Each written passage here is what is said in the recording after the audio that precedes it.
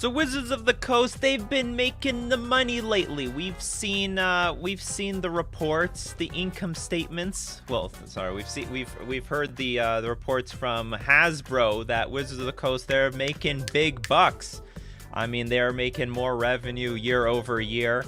And so someone asked Mark Rosewater, hey, like, do you know what is currently the best-selling set? And Mark Rosewater responds on his blogatog, it's one of the sets that came out this year. My best guess is Modern Horizons 2. That's insane in an era where we can barely play paper Magic. That a set like Modern Horizons 2 ends up being the best-selling set of all time. That is, well, I mean, unless, I don't know if this is really all time or this currently really means currently, but I mean, if he's specifying saying, well, I don't know what the period of currently means here, but it sounds like Mark Rose was just implying it's definitely one of the sets that came out this year, and it's Modern Horizons 2. It's implying that maybe this is the all-time best-selling set, which only means one thing, people. We're gonna see Modern Horizons 3! If Modern Horizons 2 did so well, Wizards isn't gonna like leave any money on the table. No, they're gonna dish out the Modern Horizons 3. We're not done here with the Modern Horizons sets. Modern Horizons 1 did so well, obviously they had to make a sequel, and they're gonna have to make a trilogy. So Modern Horizons, I do not believe, is the end for Modern. I mean, it's not the end of the Horizon sets for Modern, and we're definitely gonna see more of these really, like, format-shaping sets. Modern Horizons 1 changed so much about Modern. It powered up a lot of stuff, but we still had a lot of our old archetypes, and then with Modern Horizons 2, I mean, it's a completely different ballgame. I mean, the Modern is unrecognizable. Yeah, Modern Horizons 3, $500 a box. Anything is possible.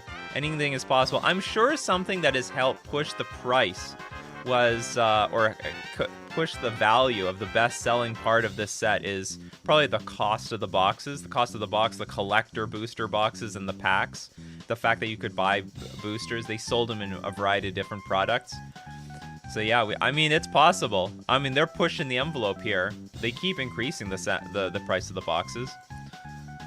Do you think that Consider from the new Innistrad set is going to be a means to an end to get Izzet Phoenix out of my heart and back into the meta? It's possible, but unlikely. But maybe it's possible. Anyway, that's just a little bit of... That's interesting. I didn't think, even with Modern Horizons, I never thought Modern Horizons 2 might be the best-selling set. I would figure it might be like some older set that had a really long print run, but anyway, Modern Horizons 2. Expect a Modern Horizons 3 in probably about 2 years. They're probably already working on it. All right, we got the numbers already for Modern Horizons 2. Let's start working on Modern Horizons 3. Anyway, welcome to the morning show where we discuss all things Magic the Gathering. Get your questions fired up, coffee crew, and let's have a great discussion this morning. Also, we do Decklist review. So if you'd like us to take a look at your 75, both myself and the coffee crew, we'd love to look at it. So brew up your cups of coffee. Let's brew up some magic this morning. Welcome to Coffee and MTG for August 12th? 12th of 2021. I am your host, Nikachu, the Merfolk Master. Good morning. Good morning, everyone. Good morning, Mareep, Andrew, Wet Willie. Good morning, Thomas, Dexter Johnson, Snuffleupafish, David Spencer, The Champ, Baku Gold Medals, Michael, Henry, 6mm, Incoming Dad, First Doys, Chris, Kaya, Play M, Ugly Hood Rat, DeJohnny's, good morning. Good morning, Jackson. And as we usually do on this show, because it is run partially by sponsorship, you know, hey, when you're a YouTuber content creator, you got sponsors. FusionGamingOnline.com, the deal of the week this week, 15% off all Modern Horizons 2 singles and sealed product. Well, I'll be damned. We were just talking about Modern Horizons 2 being the best-selling set of all time. And if you want some of those cards, you know, hey, everyone's been buying this set because there's some good stuff in there. You can get 15% off when you purchase the sealed product or singles from Fusion Gaming Online. Remember, this is a Canadian store, so the sealed product can only be sent within Canada, but the singles are shipped internationally. And if 15% off is not enough for you, you can get an additional 5% off when you use coupon code Nikachu at checkout. We're also going to thank Mana Traders, the premier place to rent Magic cards online.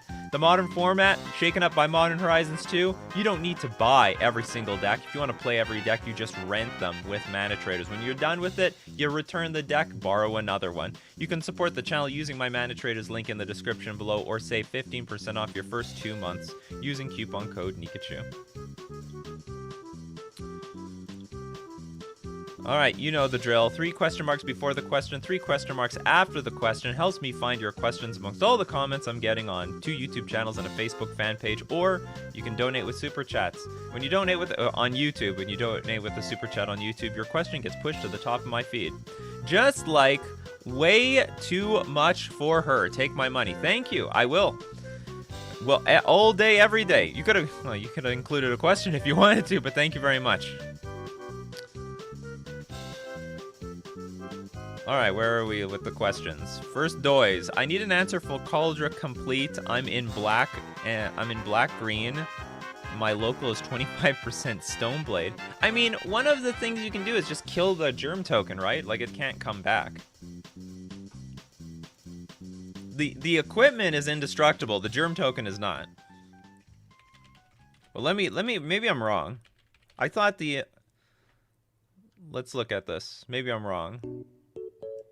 Maybe I've never had this problem because I always dismember the damn thing.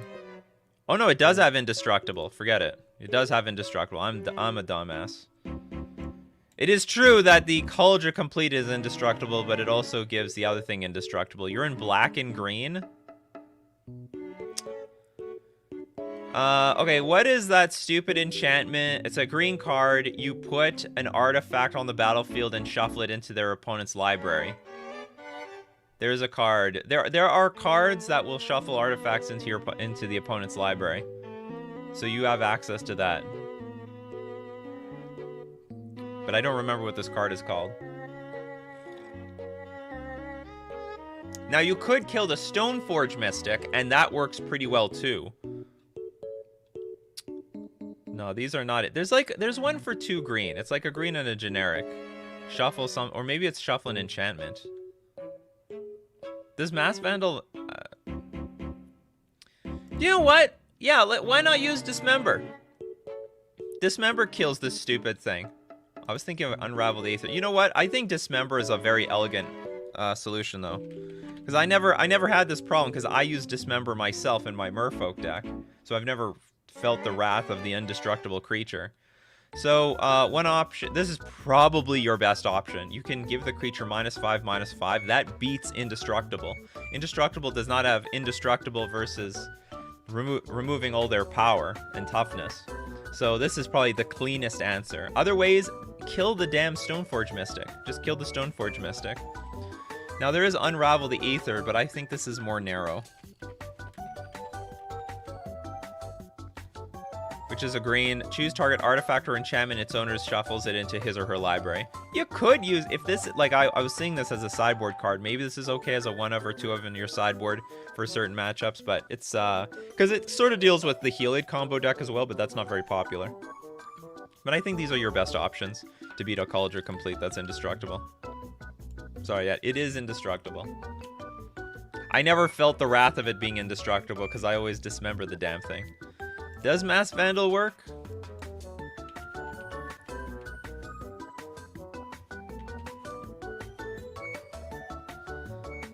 You have to exile a card from your graveyard, though. When Mass Vandal enters the battlefield, exile a creature card from your graveyard. If you do, target artifact or exile target artifact or enchantment an opponent controls. You need to have that creature in your graveyard. Probably you will, but that's not any guarantee. The card you were... No, I was thinking about Unravel the Aether, but what is this? Deglamer. Choose target artifact or enchantment. Its owner shuffles it into his or her library. Is this the exact same thing?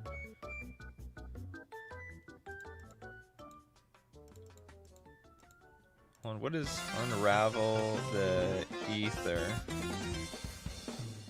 Choose target artifact or enchantment. Its owner shuffles it into their... Oh, so there's more than one. Okay. I never heard of this card before, to be honest. I learned about Unravel the Aether first. Anyway, I hope that is some useful that's some useful tech for you. Also, just kill the Stoneforge Mystic. They Stoneforge, they get Culture Complete, you kill Stoneforge Mystic. Alright, wait, the thing is a 7-card nonsense in their hand. Also, you're black-green. You can Thoughtseize it out of their hand if you want. Okay, Willie, what is the best sideboard card for humans versus Hammer Time? I don't think Collector Oof will do what I want. Maybe Apostle's Blessing? You could use... I don't think Apostle's Blessing will do anything. I think Collector Oof will be fine. You might also use Kataki. Because I don't think this hits you that hard. Not nearly as hard as it hits them. Kataki? Yeah, Kataki's War's Wage. All artifacts have at the... This may not work either. I think Collector Oof is okay, though. If you can get Collector Oof down. Some say... Okay, Julio says this is like the best card versus them. All artifacts have at the beginning of your upkeep sacrifice this artifact unless you pay 1. I don't know how well this... I've never played with this card. Versus, like with an Ether Vial deck versus Hammer Time, so I can't vouch for it. But I mean, this is another option. I think the best thing to do though is play a creature that hurts the artifacts. I do think Collector Oof is. I would assume Collector Oof is good. Like if they can't, well, I understand if they've got Sigarda's Aid, they're gonna get the hammer on their creature anyway because it's not it's a triggered ability, it's not an activated ability, but it still will help. Because if you kill or not kill, but if you bounce the creature, say with Reflector Mage or something, then they won't be able to activate it afterwards.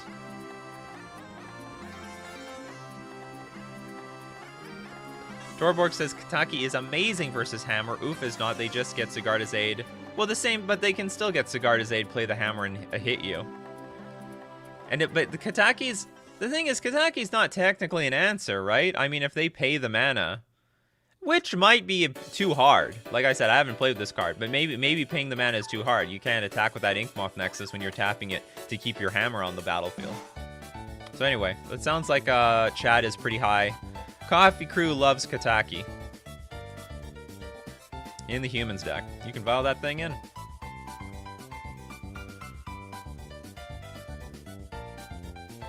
How do you think Void Control is doing in the current meta? Ask Play M. It is doing fine, but it's not doing insanely great.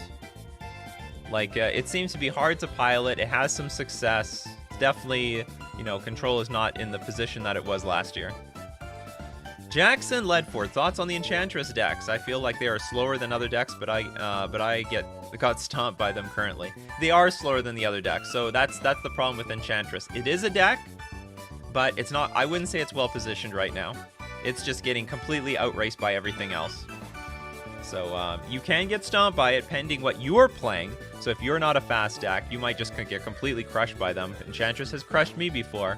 I'm not a fast deck myself, but I think overall they're not very well positioned. But it is a deck, so if the metagame slows down enough, Enchantress might become like tier 1.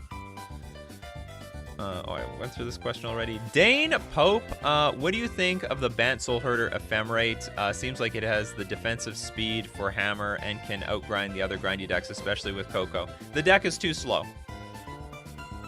Bant Soulherder has been around for like almost 2 years now, at least a year and a half. It is just a too slow, dirtly deck. And you could definitely argue that a much better Ephemerate deck is the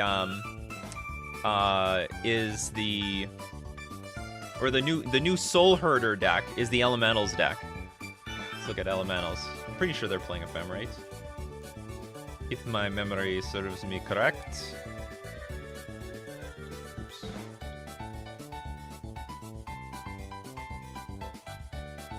So this is just the new. This is just the new Soul Herder deck. It's a deck that's playing with a bunch of free spells, that's mana efficient. It is also relatively slow, but is not nearly as clunky as the Soul Herder deck. At least they can play stuff on turns 1, 2, and 3. So, I mean, if you want to play a Soul Herder deck, or really an Ephemerate deck, you have to go with the 5-color Elementals. Because they can put power on the battlefield and then wipe the opponent out like in real short order. They are pretty slow in the beginning, but because they can play free spells like Fury, Solitude. They're not afraid of getting completely raced out of nowhere from the opponent, and they've got a lot of grind and a lot of value if they can ephemerate their stuff. So yeah, Elementals is the good version of Solitude, I would say. But Soul Herder, as far as I'm concerned, it's just a super fringe deck, just way too slow, way too clunky.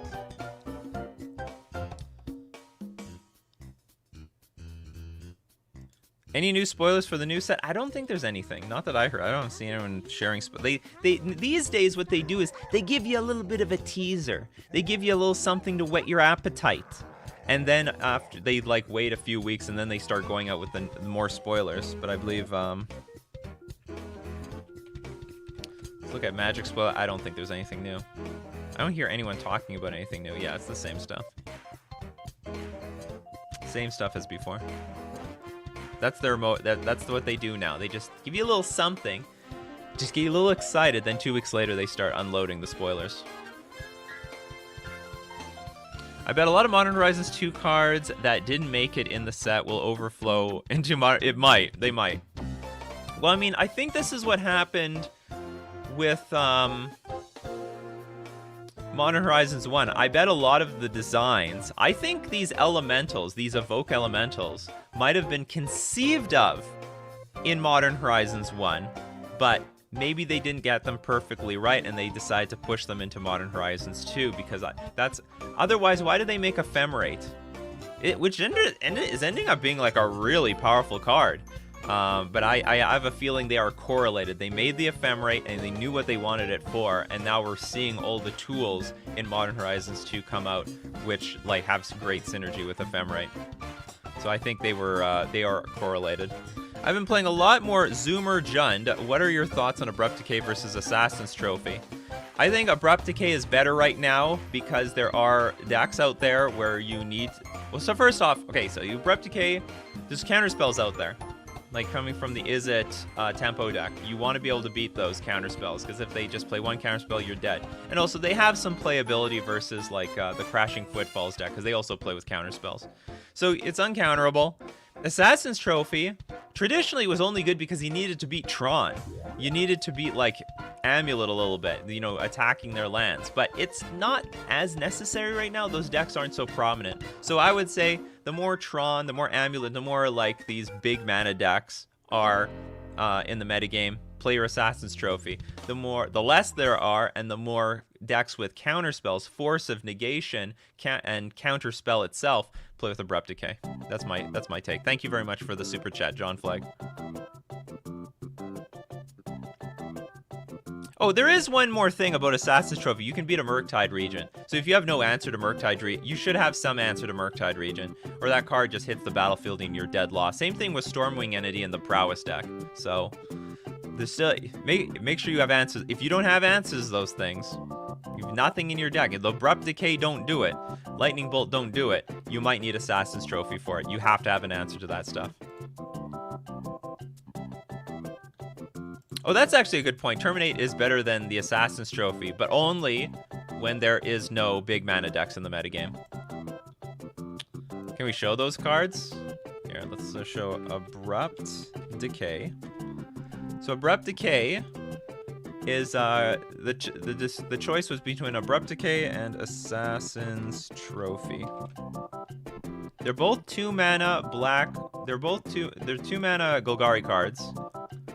Now, the Abrupt Decay says it can't be countered by spells or abilities, and you destroy target non-land permanent with converted mana cost 3 or less. Assassin's Trophy is a black and a green. You can destroy any permanent, but there's a cost. The controller may search their library for a basic land card, put onto the battlefield, and shuffle your library. So it's like Path to Exile for permanents. Now the point is, this can blow up Tron lands. So you're not going to get that Tron mana. That's effective versus Tron and Eldrazi Tron. And sometimes can be relevant versus Amulet. Whereas this thing hits less things, but it hits most things. Most things that are non-lands and have converted mana cost 3 or less, and it's uncounterable. Decay beats Chalice, that's correct, it does. So if there's a Chalice on 2, Abrupt Decay will blow it up. So anyway, that's the differences between those cards. Hot Cold Man, do you do Magic as your only job, or do you work another job? Thanks for making my 12-hour work days tolerable. Basically, this is my only job.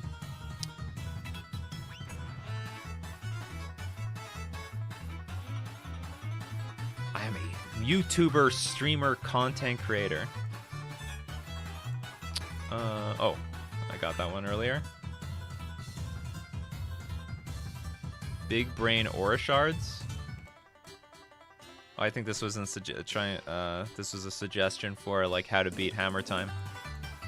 The problem with cards like, well, first off, it's expensive. Well, first off, this wasn't in the Golgari color. Second off, this was very expensive. Oh no, I guess it didn't matter what the no, this is for humans. Okay, then this is fine. Whenever a creature enters the battlefield under your control, you may destroy target artifact or enchantment.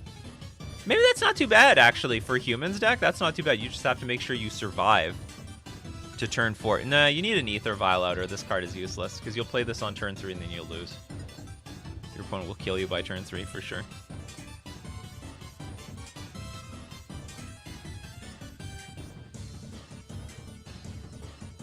Why not use Portable Hole on Hammer Time? Portable Hole is at sorcery speed, and Hammer Time is like more or less plays at instant speed. It's like it's a removal spell. It's okay. I mean, removal spells will still get it done. Can Burn beat Enchantress? Best I can do is 1-2. If I don't have the nuts, I just get locked out. I don't know. I don't have any answers for you. I actually don't know how well the matchup lines up. Plus, you definitely need some removal. You got to keep some Searing Blazes and Blood. So hold on, because what does Sterling Grove do? Does it give you hexproof? I think it only gives only other enchantments you control have hexproof. But I guess they can look for a Leyline of Sanctity and then screw you. It's probably a bad matchup. These, like, you know, where there are enchantments, you're gonna suck. Now you have one option, I guess. You do have an option, and that is you got to go old school splash green so you can play 4 Destructive Revelry in your sideboard. Destroy target artifact or enchantment, and Destructive Revelry deals 2 damage to that permanent's controller. So that is an option. It's probably your only option, Addison.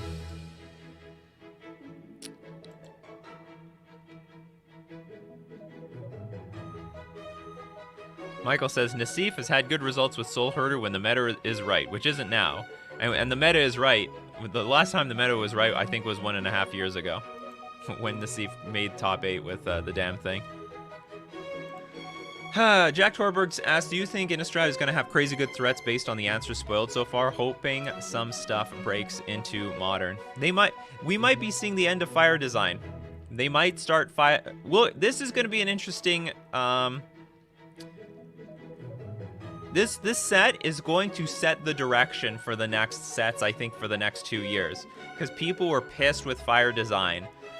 Like, they saw the power level of Magic just get ramped right up to, like, unprecedented, stupid levels. Cards getting banned all over the place. And we see now with the Dungeons and Dragons set, the set sucks. But I think people are happy about that. They're like, yes, please, we need more sets that suck. Slow this game down. We need less power level. This is awful. So, pending what happens with the new set, if it's another, like, underpowered bomb, which may not be a bomb for standard, but, you know, for modern, then maybe that is a sign that they're going to take that pace going into the future. We don't know that yet. I mean, some of these cards are great. I mean, these are still all upgraded cards.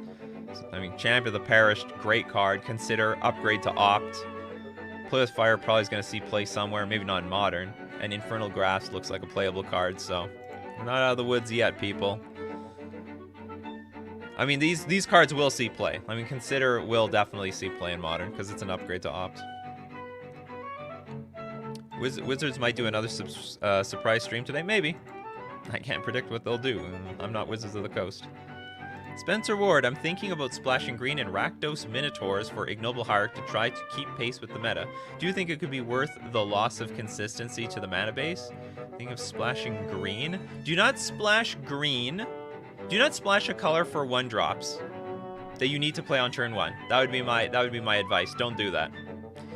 If you need to keep pace with the meta, play spells that will help you keep pace with the meta. So if you feel like you're getting run over by creatures, add more 1-mana removal spells. You can't... it is catastrophic to splash a color for 1-drops. You want to splash a color for like 3-drops, 4-drops, and stuff like that. This is a bad splash. Because you need to add like then 14 green sources in order to make this 1-drop work. And it's not going to be worth it. Victor, I went 3-0 with Elementals yesterday, and the prizes were Forgotten Realms. Am I the only one that feels Forgotten Realms is way too underwhelming of a set? You're not the only one. A lot of people say so. I think it was mostly geared towards the drafters, not the constructed players.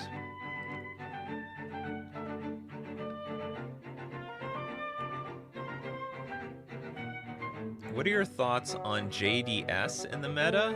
In the current meta? What is JDS? Jund Death Shadow. Playable deck. Death Shadow, always playable. It all has to do with you as a pilot and how you customize that thing, but Jund Death Shadow, definitely super, super playable. Nikachu's only job is talking magic and pimping for fusion. That's correct.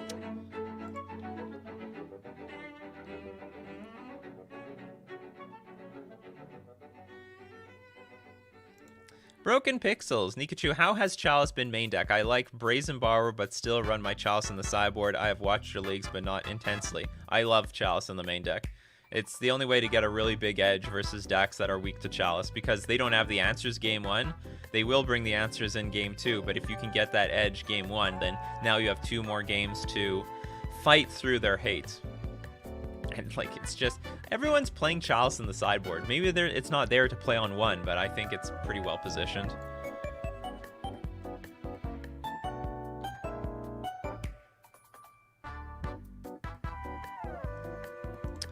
Benjamin, with the new zombie champion of the parish, do you think a modern zombie deck is now viable? And when are we getting our Merfolk champion of the parish? I don't know when the Merfolk champion of the parish is coming.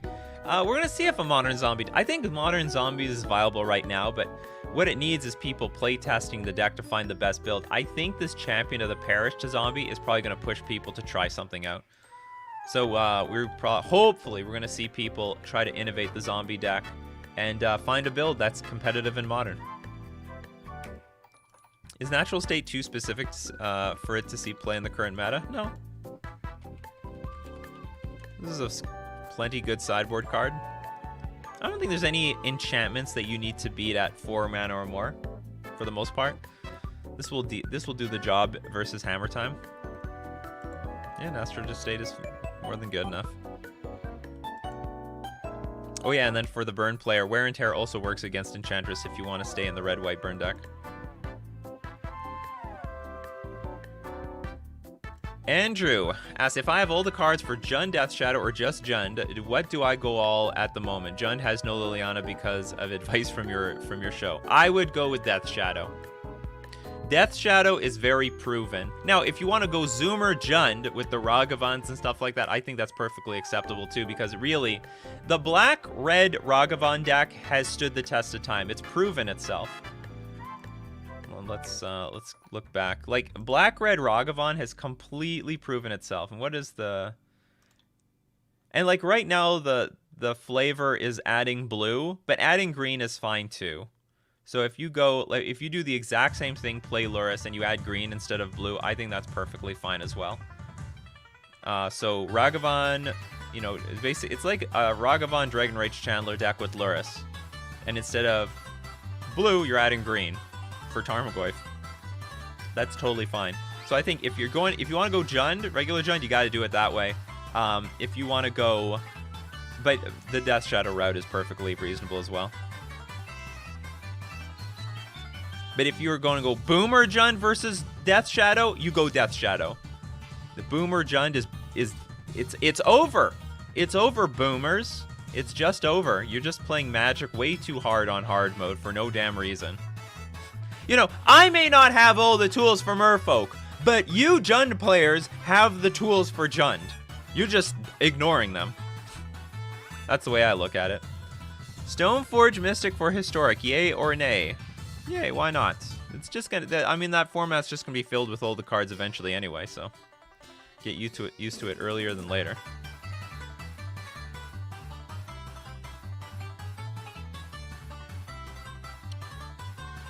Why Brazen Borrower for Merfolk and not any other instant speed bounce? Because this one comes with a creature. Newsflash, bounce spells are absolute dog shit in Magic. They're actually terrible. Bounce spells are close to basically unplayable. Unless there is some insane benefit out of it. Because like how Modern works is it's so attrition based is you're going to bounce something from your opponent. Let's say you play Boomerang, you bounce something from your opponent. And then they replay it, and then you're just down a card. How about that? So like bounce only works if you can like close the game out really quickly. But with Brazen Borrower, you get to bounce, and then you get a 3/1 creature later. So that's value. That's why we use this. Dylan Hillard, I think Consider will be played in at least 5 decks. Absolutely, it's going to be an upgrade. Is it an upgrade to opt at sorcery speed? Is it sorcery? No, it's not a sorcery. It's at instant speed. If it was sorcery, it'd be unplayable. They wouldn't play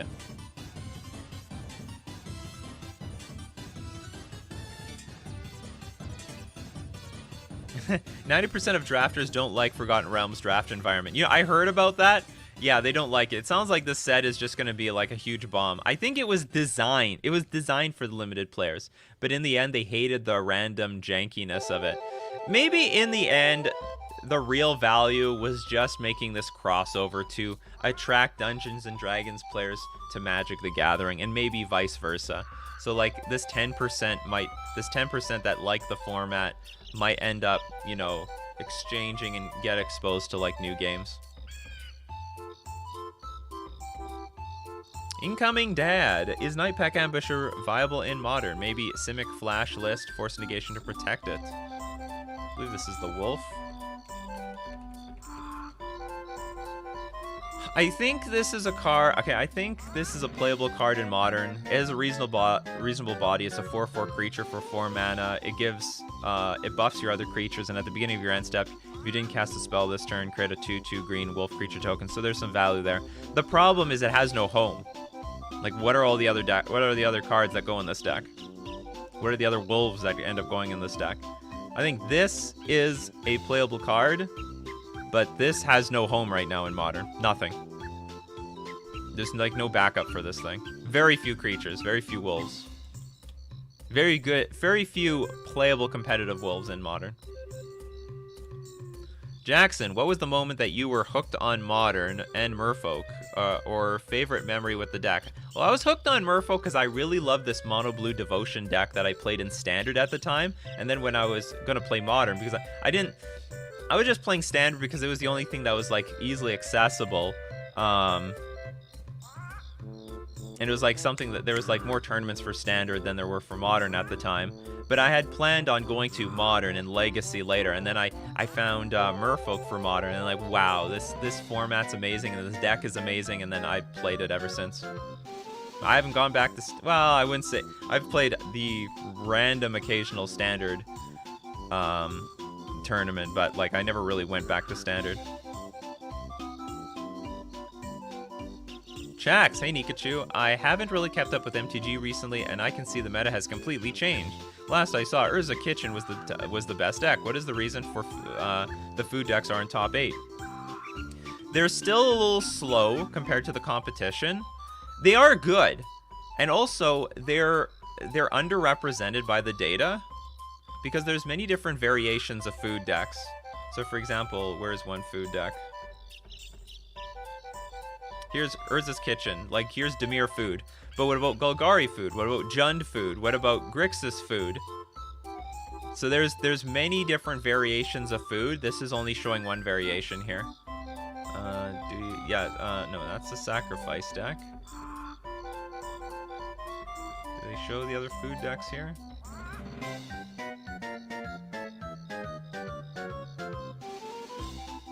My point is not being proven at all. Maybe this is the only food deck. Or only food deck that they want to categorize. Because it's the most popular. Anyway, food is around, but yeah, if you just kill these things, this deck does nothing. You just have to kill the creatures. And it still has to deal with, like, really other powerful decks. We got powerful stuff here with good removal and interaction. I mean, the main problem with food is it's not fast. It's, like, really grindy, but it doesn't have speed. So if it doesn't put a clock on the battlefield very quickly, then it can get raced by other decks. Simple as that. Has Boros Prison a place in this meta? Feel like it's lost its good matchups. I can't really say it ever had a place in the first place. I guess it randomly had good matchups versus, what's it called, Amulet. And yeah, the Amulet is not one of the decks to beat anymore. It's just falling further and further down the scale. Still want Dry to the Elysian Groves banned. I don't care. Amulet's gonna come back one day.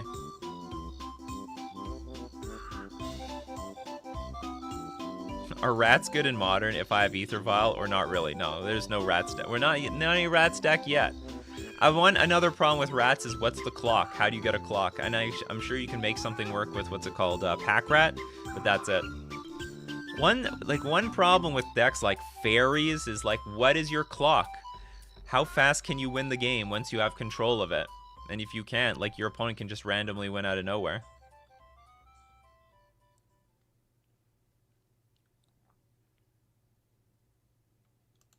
No wolves needed, just a Simic Flash finisher. If you're just going to play the Night Pack Ambusher as just a Simic Flash, like, winning card, I don't think this is playable. I think for 4 mana, there's better out there.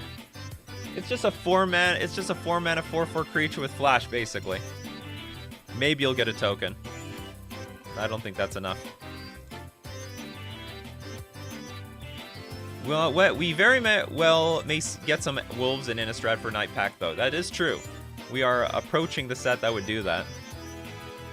We'll consider replace Opt in almost any deck. For sure in Giftstorm, yes, every deck. I don't know a deck that doesn't want to put cards in their graveyard. I think every deck that plays Opt wants to put cards in their graveyard, either for Snapcaster Mage or Past in Flames or something. Gontran. Dear Nikachu, what is the place in the meta for Boros Prison? Feels like it's too slow and oh, I already answered this one. We're just gonna say that the Boros Prison deck is like a janky, it's like a janky deck that randomly is well positioned, but in general, it's not well positioned. And it probably, you know, there is something there, but it probably needs like an overhaul to the archetype. It needs to win faster. I don't really believe in Goblin Dark Dwellers being this like win condition. Kevin says, please upload a Dimir Merfolk list. I want to know how bad my brew is. Sorry. I mean, sometimes I play Dimir Merfolk, but if I don't feel like it's relevant, then I don't run it. What modern deck do you recommend for a competitive EDH player? I want to play some modern tournaments. Just play the best decks. Here. Choose one of these top 10. You can play Hammer Time, Is It Tempo, 5-color Elementals, Crashing Footfalls, the Grixis, Ragavan deck, Living End. You can play Mill, which is strange. This Indomitable Creativity deck. Actually, this is probably the end of it. You're gonna play Tron and Orzhov Stoneblade too if you want. If you want to be really competitive, you play these top 6 decks here. That's what I can recommend. If you're genuinely competitive. I mean, these are the decks that could make your opponents rage quit.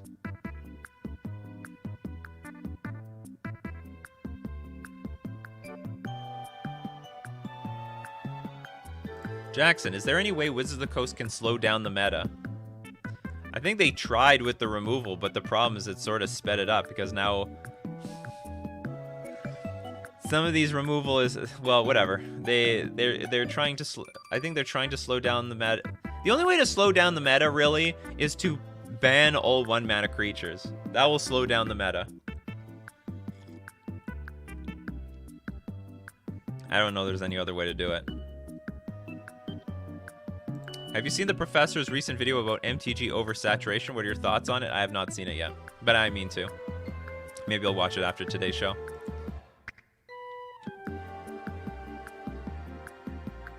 Truth be told, there was a lot of product out there for a long time. Like, I never paid attention to the Commander sets and all these other sets that aren't relevant to Modern. But if you do try to pay attention to all of it, it's like Wizards has been pumping out product for like the last 3 years, I think. They've been just shoving out so much stuff. And now you got the secret layers in addition to all that. But the secret layers is just like a cherry on the top. They're not printing any new cards. This is, well, they're usually not printing new cards. Reveal, Pete asks, reveals for the Innistrad set looks spicy. See anything yet that might shake up Modern? Maybe Champ of the Parish, revive zombies? I mean, the deal is Champ of the Parish will definitely get play tested. Consider will upgrade Opt, and then maybe Infernal Grasp will see some play. Maybe Ren in 7 will see play. Who knows? I can never predict how well Planeswalkers will be received. How do you feel about Mono Green Tron? What changes do you think it should make for today's meta? I mean, I think it should remove. This is my. I'm not a Tron expert here, but I think it should play something other than like Karn the Great Creator. Oh, sorry, not Karn the Great. Karn Liberated. Karn the Great Creator is all fine by me. I love that card. But Karn Liberated seems like a waste of 7 mana. But I'm not, like, this is just my gut feeling.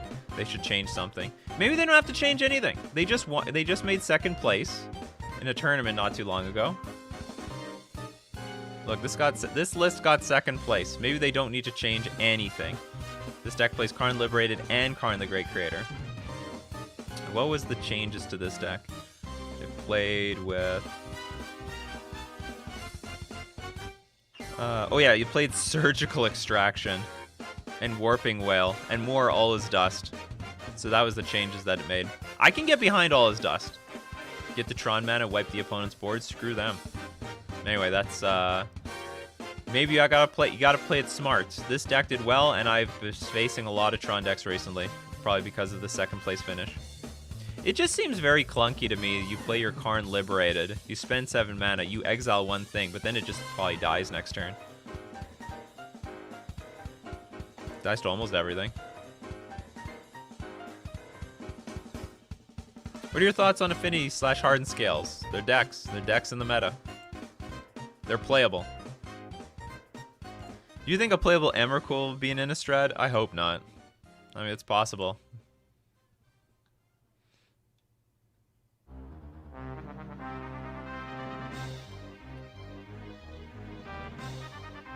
Regarding 4 sideboard slots, do I go Path or Prismatic? Prismatic. I think once you've overloaded on Prismatic, you can go to Path.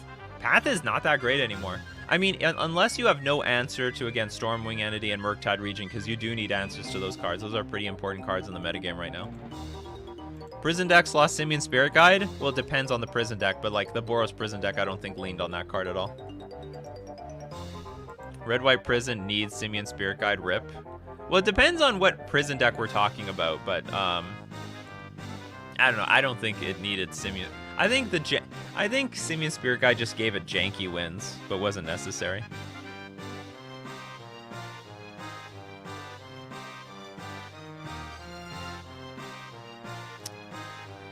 They should reprint Snapcaster in the new Innistrad set to make it more accessible for Modern. They absolutely do not do that. What they don't want to do is reprint very high impact cards which shaped old standards in new standards. Like, they just don't do that. They reprint Snapcaster Mage in like the Modern Master sets, but they do not reprint these like really powerful cards in standard sets again, because then people feel, oh, it's another like 3 years of 2 or 3 years of Snapcaster Mage when they experienced it like 10 years ago. That's what a lot of people think. Oh, it's Innistrad. We're going to get Liliana the Veil reprint. No. No, we're not. We're going to get Snapcaster Mage reprint. No. No, that's not happening either. So Wizards tries to create fresh, new standard environments which require printing new cards and not Snapcaster Mage. Maybe Snapcaster Mage will be part of some collector booster product that is not standard legal, but like it could be part of some sort of masterpiece series or set, which is unannounced at this point. but it will not be like a standard legal card. And then if it is part of some sort of masterpiece series, it's not going to be printed in high quality anyway.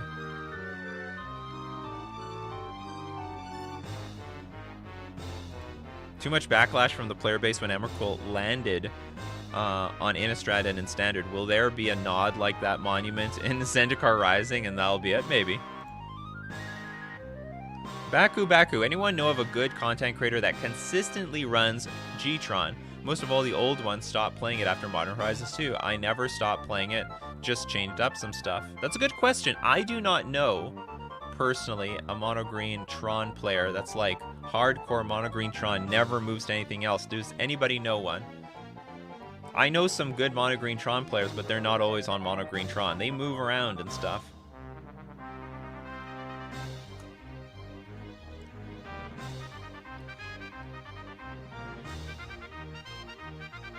Anyway, I'll leave that question to chat. If you've got an answer, leave it in the chat. Leave it in the comments section below if you're watching the replay.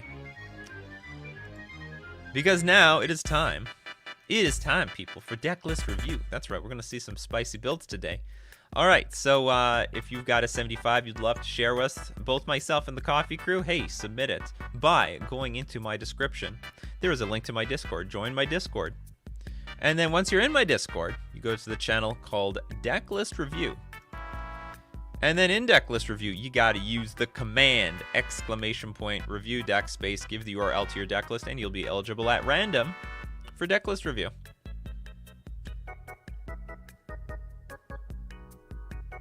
It's on the topic of the mono green Tron thing, like, it's hard to be someone glued to a deck. Most people just can't do that. I wonder, am I the longest standing, like, deck master who has, like, legitimately just played only my deck and nothing else for I don't know how many years? Like, yeah, I play, like, spirits and zombies for fun once in a while, but I feel like I've been doing this for literally forever. 99% of my content is all Merfolk content. Apparently, Hugh Yanis is a good mono green Tron player, but are they a content creator? O'Brien Cook Storm for Legacy. Well, Jim Davis is not dedicated to goblins. He plays a lot of different stuff. So he is a goblins player, but not he's not like super hardcore. He'll play a lot of different things. Like, my channel is just only Merfolk, basically. Or like my other channel. F. Pavlov is pretty close. Although he likes the build of the Titan decks. It's not always Amulet, but he's pretty close. He's been doing this for a very long time. Yeah, Trellin is a very dedicated Tron player, but he plays blue.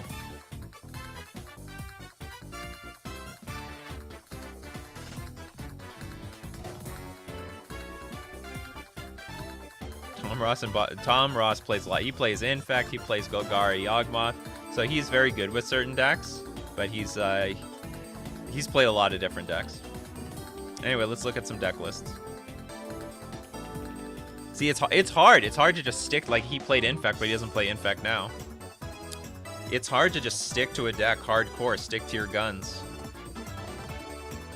Because if the deck starts to suck, well, you don't want to start, you don't want to, suck with it.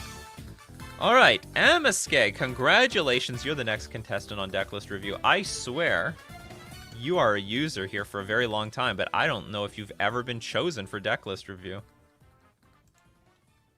Exalted, the deck. The mechanic, now the deck. We've got Aethercast Knight, 1/3 with Exalted. Geist the Saint Trapped. 2/2 creature, not Exalted. Glistener Elf, not Exalted. Well, this is turning really disappointing really quickly. Noble Hierarch, Exalted. Rafik the Many. Okay, this has Exalted. Whenever a creature you control attacks alone, it gains double strike until end of turn. That's fine. And Yan T. Malison. Can't be blocked as long as it's attacking alone. It deals combat damage to a player venture into the dungeon. Oh god. Sigil of Valor. Force of Negation, Path to Exile, Distortion Strike, Ardent Plea, Exalted, and has Cascade, which is fine. Knight of Glory. It's got Exalted. Why is this in the sideboard? Grant Dandano. I've played 8 racks since I started Modern. Love your Merfolk testing. I'm making Merfolk for a try. Awesome. Thank you very much for the super chat, Grant. Modern Fun Times with Bant Exalted. I see.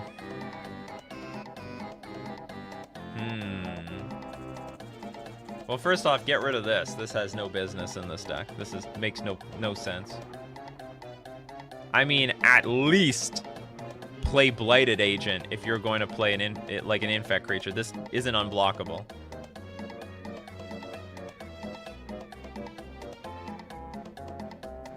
I think that you should have maybe 4 of this card.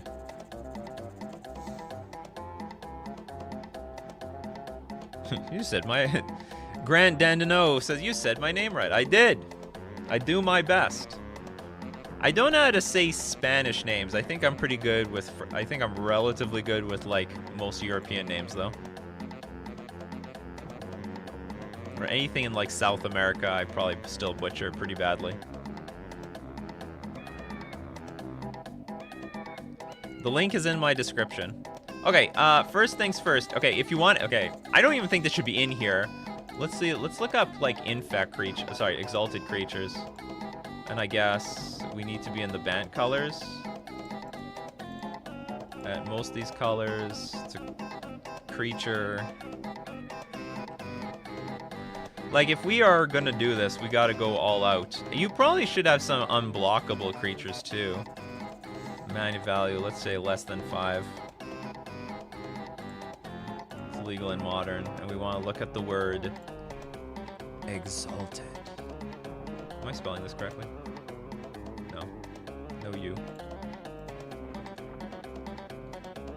Here we go! What do we got here? Because I think you should just play with more exalted cards. Like, this is okay. Destroy target creature that dealt damage to you this turn. Like, this is pretty good. A 3-mana 2/2 that, like, prevents your opponent really from, like, dealing any damage to you. Or if they do, I mean, goodbye creature. What do we got here? I like the flying aspect of this because I think you should have some unblockable creatures. This one is a little poopy at 3 mana. Ignoble. Well, we don't need... Maybe we could use actually more mana dorks. Because you do have access to...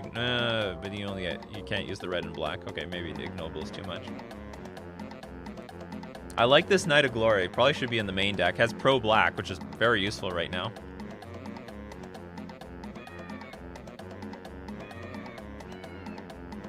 You could go 5 colors, but whatever. Oh, Kasali Pride Mage. Why are we not running Kasali Pride Mage? So good versus Hammer Time. Sighted Cast Sorcerer.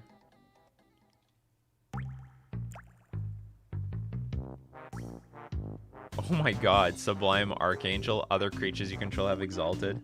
See, this is a good one because also it flies in the air. So I'd put some Sublime Archangels in the deck. What does this thing do? First strike and exalted. This doesn't have unblockable, but it's a relatively good attacker because that's first strike. You can have Distortion Strike is to make things unblockable. Ardent Plea. And then this can find like a... This can maybe find... I think this is a bit random. It's going to hit like a Distortion Strike, or it's going to hit a Path to Exile, or it's going to hit a creature. So I'd rather not run the Ardent Plea. I think you just play another creature anyway. Knight of Glory, Kasali Pride Mage. Some of these should be in the main deck.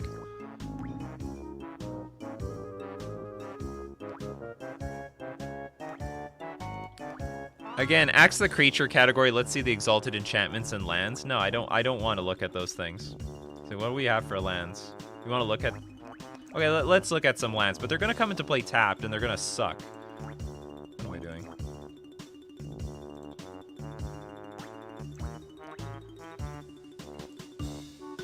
Hey, hold on, let's look up land. I don't want to play enchantments. I'm sure they're just trash. There's no cards for land. Okay, how about... Okay, we'll look up enchantment, but I'm not expecting much. Whenever a creature you control attacks alone, you may tap target creature. Not worth it. Definitely not worth it. Why is Ardent Plea good? Like, it just finds a creature. Or it might find a creature, and I think it should be you should find your creatures. This deck doesn't play a lot of creatures. And this Ardent Plea can end up finding like a Distortion Strike, a Path to Exile, or a Sigil of Valor. Whenever a equipped creature attacks alone, it gets +1/+1 until end of turn for each other creature you control. Like, get rid of this thing. Just like, this is... No. No. No, we are not playing that card. I would replace this with, like, probably 4 Kasali Pride Mage and some Knight of Glory. Like, just get a bunch of creatures on the battlefield and attack with them. And then I would... Okay, so get rid of... Okay, I think get rid of Ardent Plea, get rid of Sigil of Valor, add, like, some number of Kasali Pride Mage and Knight of Glory, and then that, what was the card that we had before? Sublime Archangel? I can get behind some Sublime Archangels. Because it has evasion, and it makes, like... If it gives all other creatures Exalted, then now the one creature you attack has, like, Mega Exalted. Also, remove the Glistener Elf. This is just silly. Or, if you so badly want to play with Infect, put Blighted Agent in your sideboard. I could see a matchup where maybe this works out for you. Put Blighted Agent in your sideboard. It's unblockable. Doesn't come out turn 1, but it's unblockable.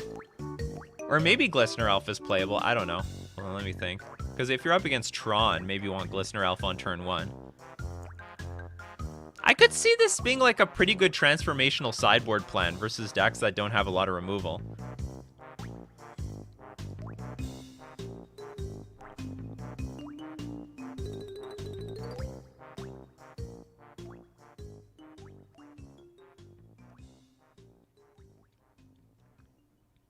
Oh, Grant says, in my Exalted Kitchen Table deck, Steel of the Godhead and Shield of Oversouls work well. Modern is different, though. Yeah, Modern's very aggressive. You're going to be like, F your deck.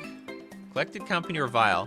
You know what? This deck could probably... Well, if we can bump the creature count high enough, like if we add 8 more creatures after taking out Sigil of Valor and Ardent Plea, we could probably play Collected Company, because we'd be at 30 creatures. And then it would work out pretty well. Not mandatory, but it would work out pretty well. I don't know if... Like, I don't know about this one, either. I wish you just played with some unblockable creatures. Like... Well, whatever. I think if you're making an Exalted deck, you should be all in on Exalted. Like, Exalted, Exalted, Exalted. See what happens when you just completely fill the deck with Exalted creatures. That's the way I look at it. How many decks do you review each day? 2. We review 2 decks a day. 10 decks a week. 40 decks a month. Play Rafiq? Is it Rafiq the Many? Of the Many? Oh yeah, we are playing this card. Rafiq of the Many. I think it's good. I like it.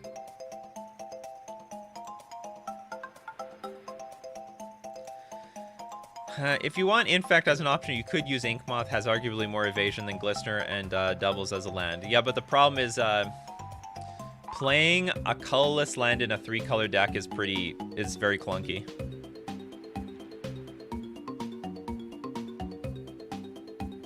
Invisible Stalker? Yeah, maybe that's possible, and it has hexproof.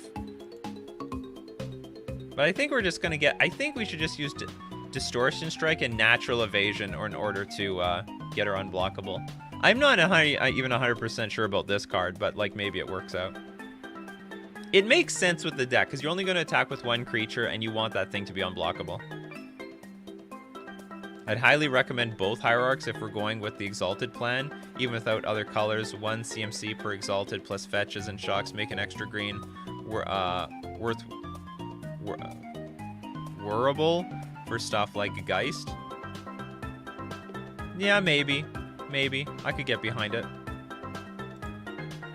Guardians of Akroza?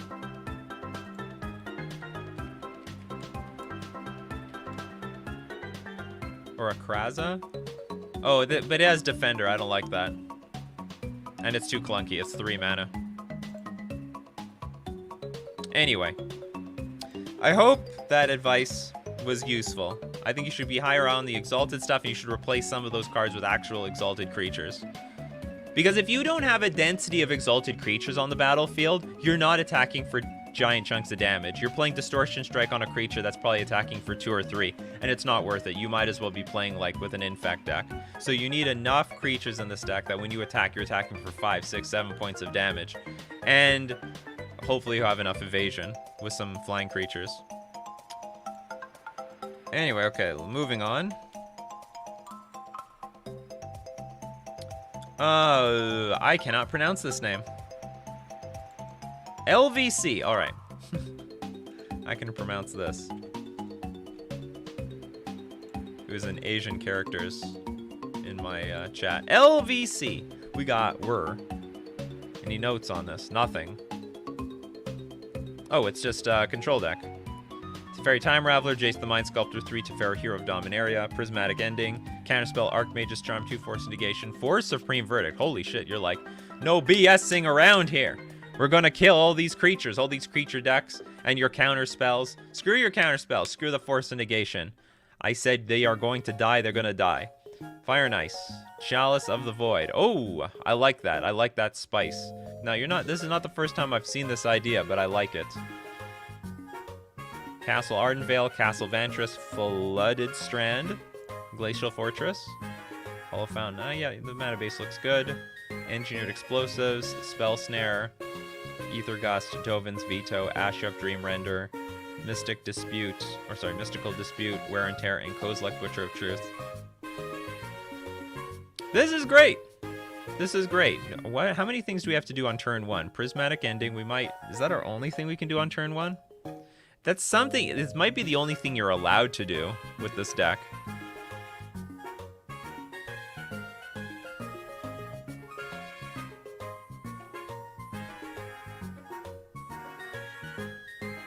This is my favorite song on Coffee and MTG playlist. The Pokemon Heart Gold Soul Silver theme.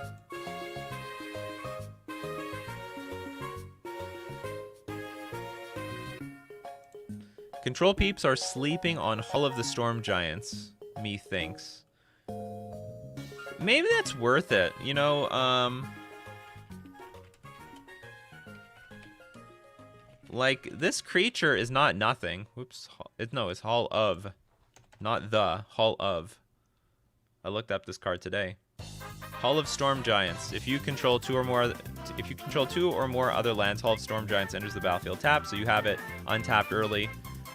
Pay a blue, tap it, pay a blue, or you can pay 6, and it becomes a 7/7 blue giant creature with Ward 3. Maybe well, here's the thing. When you want to play... See, for control, they don't need their lands coming into play untapped early on in the game, but they want them untapped later on in the game when they need to play Supreme Verdict, when they need to hard cast Force Negation or Archmage's Charm, right? That's the problem. When they want to play their Planeswalkers. Top decking this just sucks so much. Why not play Colonnade? Well, that's something they could do. It's probably, like, if they are going to play a card, they probably should play that. But again, the card is really clunky right now. Inspiring Spike has been liking Hall of the Storm Giants. Well, I'm not going to argue with him. If he says it's good, it's good. I have no complaints about this deck, though. I mean, this is a solid deck. This is as solid as it's going to be. I think the deck is strong. I don't know. I'm not 100% sure about the sideboard. I'm also actually surprised you put a Kozilek Butcher of Truth in the sideboard. Because do you really care about mill? Like, maybe because you don't have a very good clock? Let's see. How can you... yeah, maybe you have a problem because your clock sucks. The thing is about Lightning Helix, this isn't actually a Jeskai deck. It's a Azorius deck that can randomly play some red cards, like the red from Wear and Tear and the red from Fire and Ice. But it's mostly a blue-white deck. Like, you can fetch the Ketria Triumph. If nothing else, you play the ice on this thing. Yep, no snappy in this. No snappy.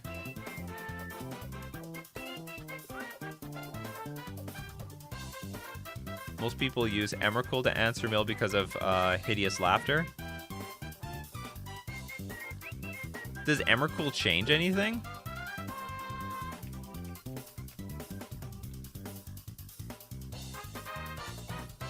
It's going to the graveyard from anywhere. Its owner shuffles their graveyard into their library, and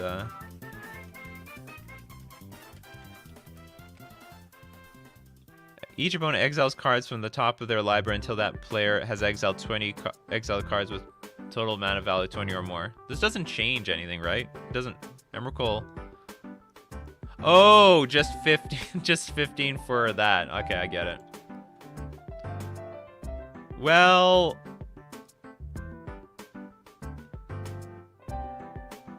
hold on. How are these worded?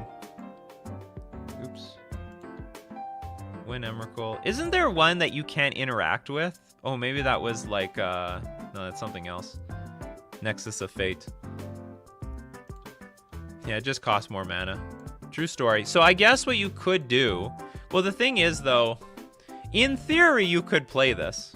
You know, it's not unreasonable for a control deck to get to 10 mana. It is unreasonable for a control deck to get to 15 mana, though.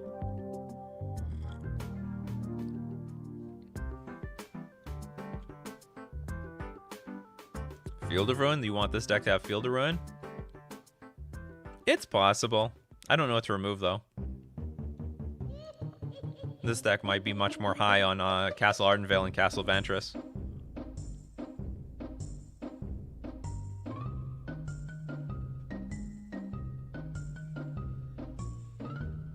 How does the deck win? This is a very good question. You can use Castle Ardenvale to win, or you can exile the opponent's library to win with Jace the Mind Sculptor. You tick Jace to 12, minus 12, exile all cards from target player's library, then that player shuffles their hand into their library, and boom, they're gonna run out of cards. Usually what ends up happening is you ultimate to Fairy Hero of Dominaria, get the emblem. You get an emblem with, whenever you draw a card, exile target permanent an opponent controls, you exile all their permanents, and then the opponent realizes, oh, I'm dead, because I keep drawing a card every turn. I keep exiling your stupid, you know, whatever land you put on the battlefield, and they realize it's over. But anyway, I don't have any, I have no problems with this deck. I have no problems at all. Nice deck. Oh, you know, well, I was just thinking this deck could probably use something else at 1 mana, but I don't know what else it could be. And I don't think Repeal does the job, because it's like technically like a 2 mana spell if you're trying to bounce things at 1 mana. But I think that's about it. I guess the only thing you would change is consider playing with Emrakul instead of Kozilek Butcher of Truth. If the only reason you play with Kozilek is for the mill deck, because that would be an upgrade. If this has any other purpose, you could keep with Kozilek, but you could always upgrade to Emrakul, and just ends up being, well, Emrakul she's still worth something. $50. She would be an upgrade because of Tasha's Hideous Laughter. Lightning Bolt gets tripped up by the Chalice on 1. The idea is they're playing with their own Chalice of the Void to play it on 0 and 1, and then control anything above there. With the price of this deck, you could play any deck in Modern, yes, but they want to play Control. Hey, Merfolk ain't cheap either, but I still play Merfolk. Anyway, thank you very much for submitting the list. I think it's solid, and good luck with it. All right, everyone, that's it for Coffee and MTG today. If you want to check out the replay, go find me at Nikachu MTG streams for all your Coffee and MTG replays, and also my MTG gameplay. If I didn't get to your comments, questions, or deck list, hey, we do this Monday to Friday, 9 o'clock a.m. Central Standard Time. Be there or be square. If you'd love to support the channel and you don't do so already, you can drop a sub at twitch.tv/Nikachu MTG. You can also become a patron at patreon.com/Nikachu MTG. Or you can hit the join button on YouTube. So thank you very much, everyone, for showing up today. We have a very interesting conversation about all the new cards that could, or like the potential for Modern Horizons 3 coming out. Emrakul is only 22 euros on Card Market. It's a different market there in Europe. And also there's some cards in Europe that are like way more expensive than the cards in America. It's a different world out there. I don't know, but that is a discussion for another time. So keep brewing up your coffees. We'll keep brewing.